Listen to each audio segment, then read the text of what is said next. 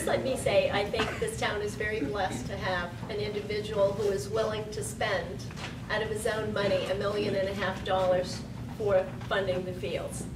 I'm very much a proponent of the fields, pending, of course, the permitting boards. And now I'm going to break an advisory committee rule. We are not supposed to discuss warrant articles prior to having them come before us.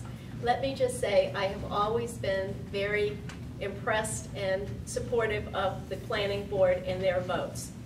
So my assumption is that they voted favorably. They did. So you can expect a favorable vote from me on Thursday when the advisory committee hears this. I think it's an appropriate use. I think it's terrific, and I can't wait. Thank you. Please remember to speak into the mic. Hold it a little closer. Sorry. Okay, our second question is, do you support proposed legislation that would allow municipalities to unilaterally modify certain employee benefit arrangements in order to reduce the cost of those benefits? For example, joining the state health benefit insurance plan. Mr. Manning, you may go first. You have 1 minute. Well, I retired as Deputy Chief of the Attorney General's Criminal Bureau, and I fall within the health plan that is given to retired state employees. And it's an excellent plan, and I just learned that the town of Hingham withdrew from the plan, and I still question why, because it provides excellent benefits to the beneficiaries. Thank you. Ms. Lauder? I do not favor that at all. Our chief financial officer did a study on whether it would be in our best interest as a town to leave our employees in the government insurance corporation or pull them out. His assessment was that it was better for the town of Hingham today and in the long run to pull them out and do what we did. So I do not favor this at all. I should mention that the only members of the Hingham community that were in the Group Insurance Commission were the retired teachers and administrators. All employees and all non-school retirees were in the town's plan.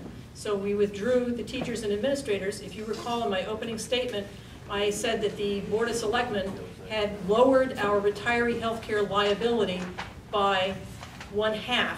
It's an enormous liability. It's now, the number is now $60 million over 20 years. It was a great deal more. And the way we did, in order to do that, we had to withdraw the retirees from the Group Insurance Commission.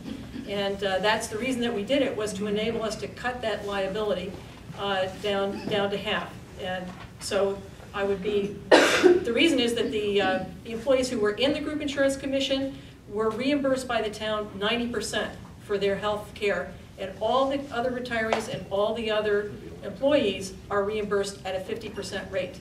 So in order to gradually move everyone to a 50% rate, we withdrew from the GIC and we cut our health care liability, retiree health care liability, by half in doing so. That's why we did it. Thank you.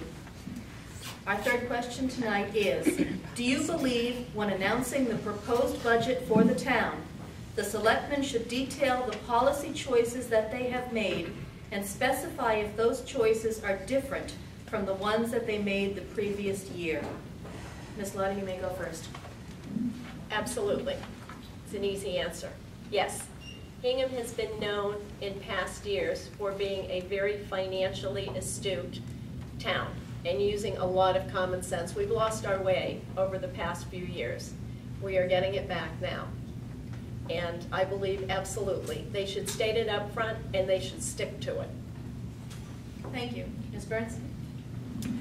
This year we went further than we ever have before in reaching out to the community and trying to make clear what our direction that we were trying to go was and what compromises we had to make before we got to the end to balance the budget. So we held an economic summit at the beginning of the budget year, earlier than ever before, to state what our goals were.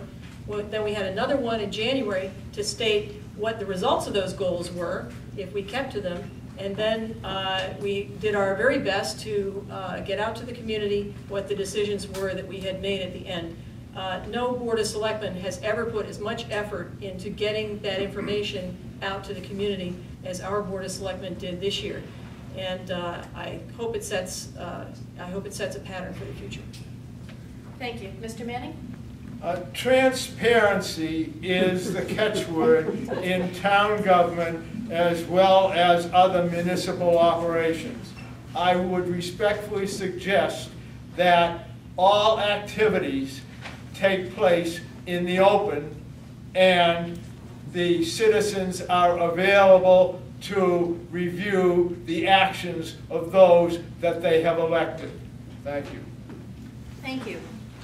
Our next question from the audience this evening: how do you balance economic demands with citizens' expectations regarding town services? Ms. Burns, you may go first. Well, that's the whole nub of it, isn't it? I've been telling people that, you know, sitting in this seat, government work is a lot like housework. It's never done. The roads can never be good enough. The ambulance can never arrive too soon. A kid can never be too well educated and prepared for life. And each one of those services has its proponents who ask us, please, to spend more. But of course, we have a limit on what we have to spend. And so the best way to make that balance is to involve everyone in the discussion. And of course, all of our budget hearings and meetings take place in the open, in the public, according to the open meeting law. We don't have any discussion behind closed doors. We just wish more people could be there to be with us. But we understand that not everybody can come to all the meetings that we can do. But everyone is always welcome. The more input we have, the better the results are going to be. And I think that this year is a really good example of that. Thank you. Mr. Manning? I was listening to Ms. Burns and I forgot the question. I can always repeat the question. Thank you. How do you balance economic demands with citizens' expectations regarding town service? The determining factor is not really the citizens' demand. The determining factor is what revenues we have available to constitute the budget. Because we're in a terrible financial situation now, many of the citizens' demands will have to be overlooked because of the constraints placed upon us by the budget requirements. Thank you. Thank you. Ms. Lodge? I'm going to steal from Bernie. I believe transparency in this issue of budgeting versus the monies that we have is most important.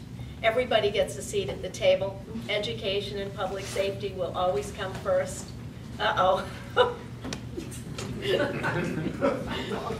But everybody gets a seat at the table.